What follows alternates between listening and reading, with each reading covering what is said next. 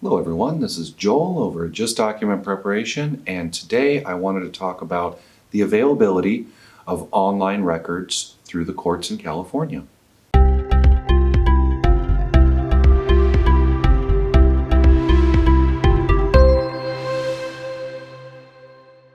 So with modern technology at our fingertips, we have computers, we have access to all the information that we could probably ever need.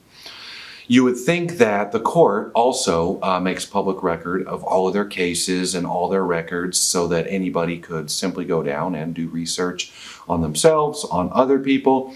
And while this is more and more common than it has been in the past, there are still limitations on what documents and what information is a public record through the courts. So a quick overview, there's different types of cases and divisions through the court. You have criminal court, you have family law court, probates, traffics, all these different divisions. And within each of them, there are different types of documents available, as well as different types of case statuses and information about the parties involved. So not all divisions or case types are going to be the same. A general overview is there's what's known as a register of actions. This is pretty common for most of those types of cases, and essentially it's a timeline where it's going to state this is the day that the case was opened, and then the next entry will be this is when this was filed, this was a document, this is when somebody responded, this is when somebody served. Essentially just a long timeline running from the initiation to current present day. Most of these register of actions are available online if the county has made them available.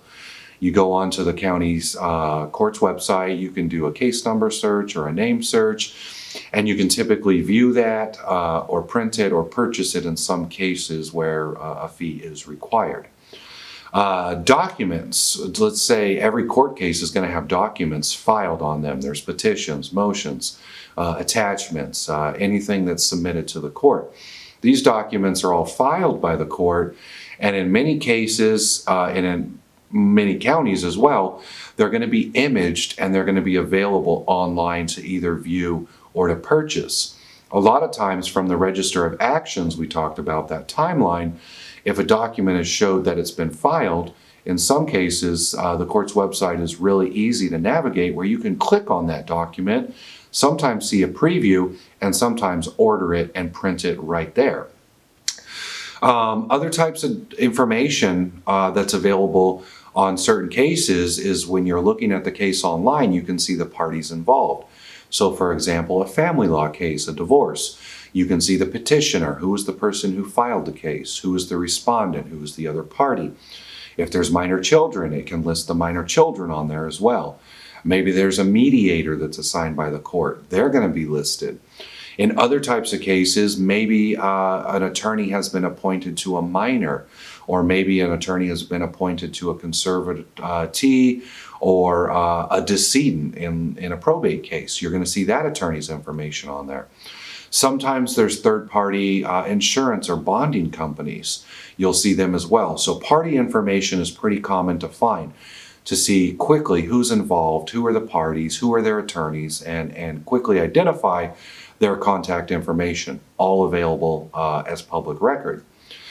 Some information that's not available online. In criminal cases, it's a little harder to access. Sometimes you have to know specific information to view information about a case or even find a case. Example, Riverside County here, you have to know 2 pieces of information to be able to access or look up a case. This would be either a case number, a ticket number, in conjunction with a driver's license number or a birth date. That way, there's a little bit more of a barrier for people just randomly searching up criminal records. They have to know some general information about the person. Also, in family law cases, paternity cases, where the parties were not married, but they are having a custody, visitation, child support case, those cases are confidential. You cannot even view those or search those online. You have to physically appear at the court in many situations, provide proof by identification that you are a party to the case before they will release any of that information. Because in some of those cases, it turns out that when trying to establish paternity, maybe the other party wasn't the father. And in those situations, the court doesn't want to make court records when it may turn out to be a false.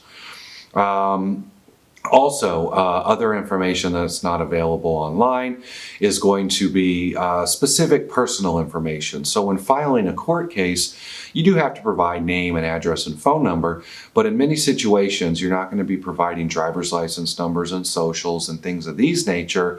The court doesn't need that in many cases to process any of the processes that they do.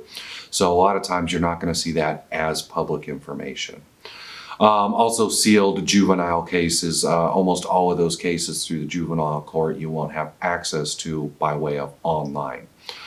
In a lot of these situations, even though it is public record, the court, in order to provide the service, the online services, there is going to be a fee for documents. Typically between court, it's going to be 50 cents to $1 a page.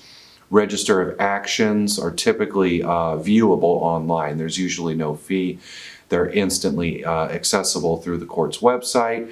And sometimes when you're needing to get those records or other types of documents certified, there could be a certification fee, which could range anywhere between $25 to $35.